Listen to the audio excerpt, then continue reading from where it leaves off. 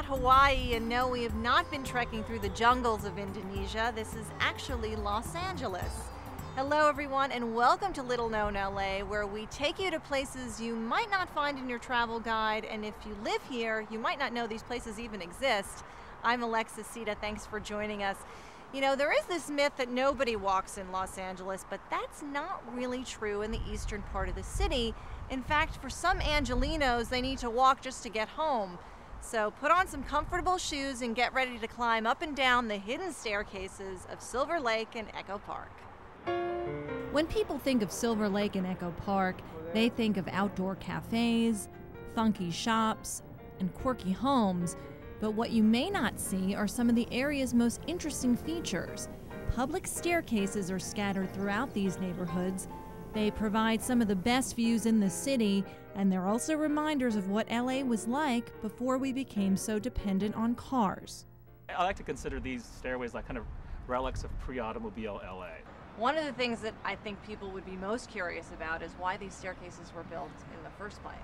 A simple question, but one that requires some historical detective work. What we've been able to gather is kind of like, through bits and pieces, we have like city records that we find, newspaper story articles every once in a while, but we haven't been able to find like a city policies that sort of established, okay, why and where you build these stairways.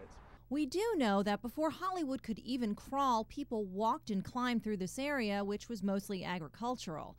But enter the real estate developers who wanted a change. And so if you want to make this into a year-round, permanent neighborhood, you have to provide a way to get people access here on a daily basis. And so given the hills and the technology, the stairways kind of help move people up and down. And when streetcars hit the roads at the turn of the 20th century, those transportation companies worked with the city to help provide an important link. The city basically has teamed up with the old railways that used to run through the neighborhood, and you would find letters from the railway basically to say we would build a sidewalk to the base of this hill if you build a basically stairway down the hill to this point. We like to think the stairways had kind of played part of that missing link at the time that made it possible on a daily basis to get from the top of the hill down to like Sunset Boulevard, Echo Park Avenue, and Glendale Boulevard, where the streetcars ran. And since some of the staircases are hard to find, the Echo Park Historical Society offers a tour. In the staircase tour, how many staircases are you actually hitting? Not many, okay? Because people are... Well, it's exhausting though. I mean, it's not easy to go up and down the staircases. We only do about 6 stairways. Oh, that's a good amount, it covers about 500 steps. It's one of the more unique places in Los Angeles because you can actually walk here and walk to destinations, not just walking for exercise. Which makes it, unusual and kind of pokes a hole in that image of LA just being totally about the automobile. Because there was a time when it was pre-auto, and it sort of seems kind of crazy, but yeah, people used to have to walk.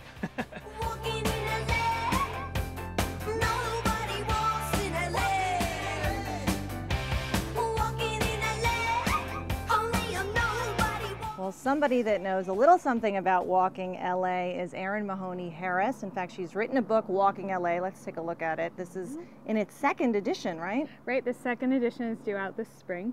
So you've lived in Los Angeles for almost 10 years. Almost 10 years. Okay, so why did you decide to write a book about walking in Los Angeles? Because people don't associate Los Angeles with walking. Right. So. That's a large part of why I did it. I love to walk. It's my favorite form of exercise. I hate going to the gym. So I try and build walking into my day every day, and through doing that I really got to explore the city. I've lived and worked in different neighborhoods, and exploring those neighborhoods really opened my eyes to a lot of the hidden treasures in Los Angeles that you don't usually see by car. One of the things I love about the staircases is that they do have a lot of historical value in a city that kind of gets a bad rap for not having much history. Right. They do have history to them. In fact, we're standing on the Music Box steps. It's hard enough to walk up these steps, but imagine trying to move a piano up them.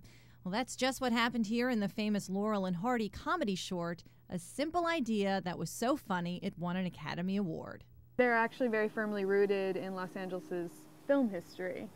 And there's a real sense of community when you're on the staircases too, because it's one of the few places that you see people in LA kind of, bump up against people? Sure. In addition to a sense of community, they offer a nice sense of permanence because they do last. You know, the landscape of Los Angeles is constantly changing with buildings being put up and torn down, and at least with the stairways, you know, they're pretty much here to stay. Next, I'm off to see my friend Kate Clark, who lives just off the stairs. In fact, the only way in and out of her home is to walk up or down. Knock, knock. Hello. Hi, Kate. Hi. How are you? Good, how are you? Look at this place. It's spectacular. Thank you. But the first thing I noticed walking in here is that you don't have a driveway. No, I don't have a driveway. So you walk in from this direction. Where do you Yep. park your car? I park at the top, but You you, park can at the also top. park at the bottom too. Okay, and so groceries, everything, you Yep. have to cart it down. Yep. Okay, but this is what you get for not having a driveway and kind of being tucked away. Yeah, I love the privacy. I don't have, you know, most houses you're going to have a street in front of you, and Right. then people are parking their cars and Right. they're driving by. I have nothing. I mean, and your privacy. views are just spectacular. Yeah, I like them. On a good day, when it's clear, you can see all the way to the ocean. And did you know about the staircases before you moved here? No. You didn't? No, because when my friend said there's a house up the stairs by me that's for sale, I couldn't find the stairs. I didn't know what she was talking about. It's at funny because first. they're kind of hard to Yeah. find. They're really tucked away. Yeah, you don't assume that there's going to be houses. So what's the benefit of getting to live here on the staircases? The best part to me is that it's quiet, it's secluded, it's private. And so do you have people that are peeking into your gate to see what's behind the gate? Because, I mean, I don't think that this is probably the kind of place that people stumble upon it. Yeah, because a lot of people take the stairs to work out, you know, walk their dogs and everything. And so, yeah, people are always kind of, you know, oh, wow, if they've never been by before, you know. So that's your traffic. It's real foot traffic. Foot traffic, yeah.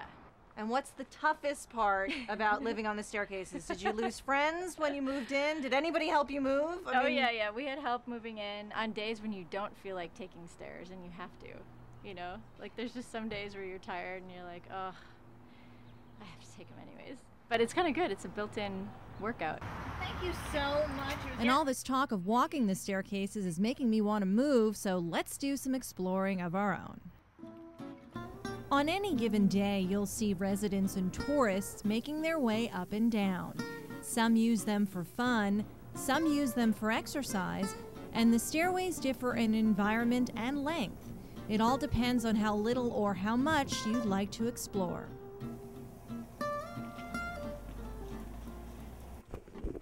We're here at the Baxter Staircase with 230 steps. It's the equivalent of a 16-story building. And getting to the top can feel like you're trekking up Mount Everest, but I'm in my gear, I've changed, and I'm ready to conquer the beast.